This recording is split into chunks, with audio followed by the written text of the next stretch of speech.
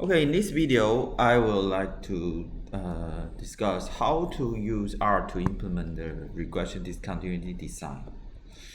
And you can see the R script called RDD, and we use the data is here. And you need to install the RDD or RD Robust, these two packages.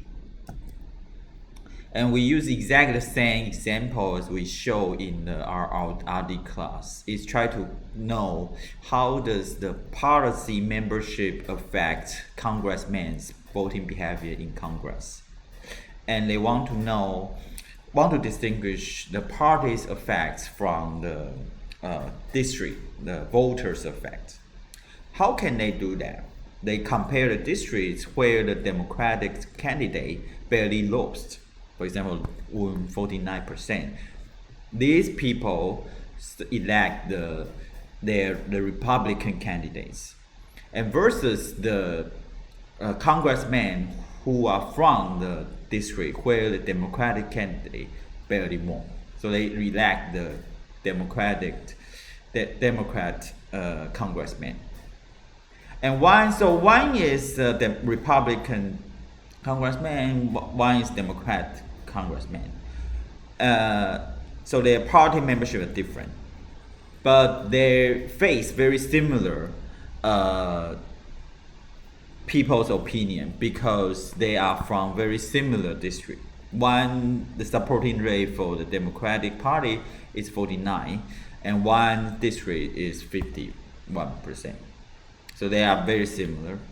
But the only difference is due to the election, one elect the Republican candidate, one elect Democratic candidate. So by compare these two group of the congressmen, they can eliminate effect of the voters' effect. They can know how the congressman's voting behavior is just reflect the party's opinions or just the voters' opinion. Okay. So their outcome is the liberal voting score from ADA, the American for Democrat Action, ADA. So higher score means they are more like the Democratic candidates.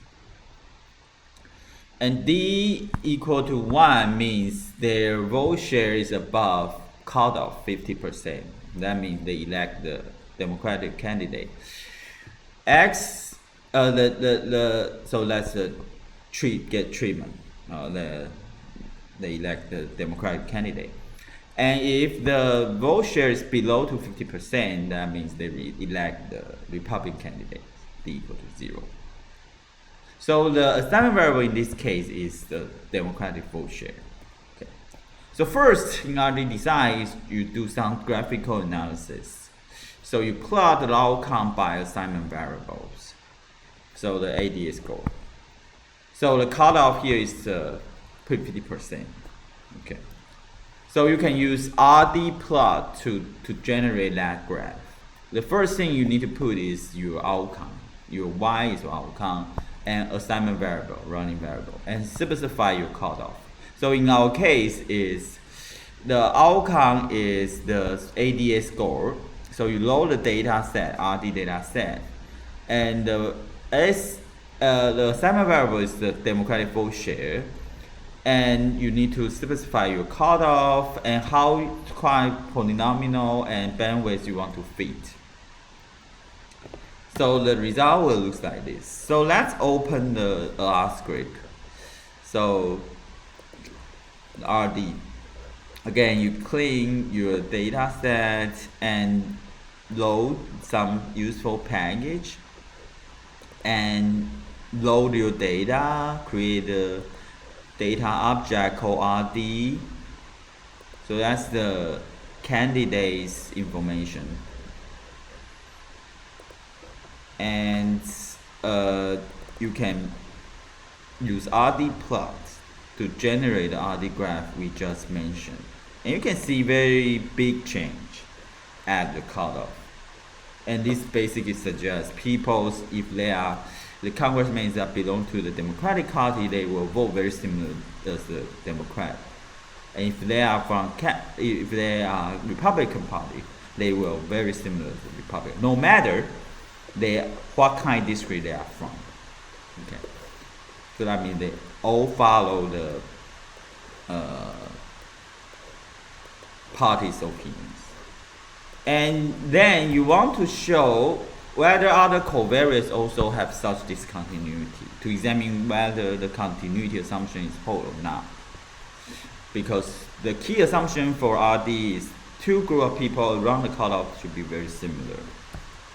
So you can do this. For example, you change your outcome to the this variable, the previous elections, presidential elections, and you actually find there's no discontinuity at the cutoff.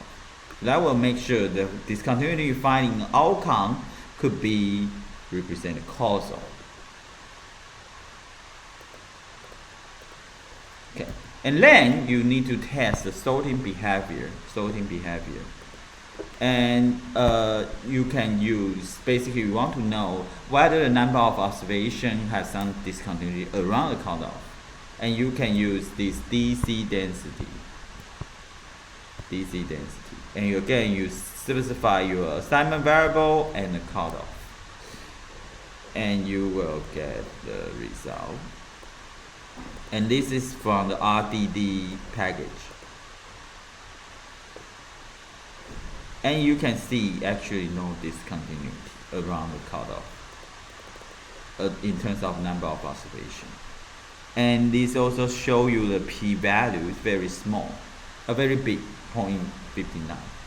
That means not significant, no significant discontinuity at cutoff. And finally, after you check it's all satisfied with RD assumption, you can prepare for estimation. So you need to create several variables. First is your treatment variable, that is your assignment variable bigger than, you create a new variable that in your data frame using this $sign. And in what condition is the assignment variable bigger than 0.5? You assign 1 to this new variable. And otherwise 0. And then you can also create several polynomial terms based on your assignment variable.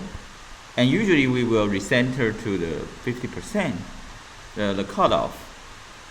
So, and you create several, like second polynomial term, third polynomial term. And usually we will interact with the treatment group dummy with this polynomial term. Okay.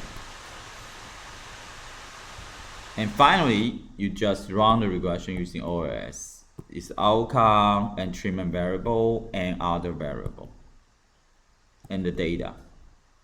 And non-parametrics approach is robust. You can use the RD robust and specify your outcome and your assignment variable. And that will give you the result. And you can show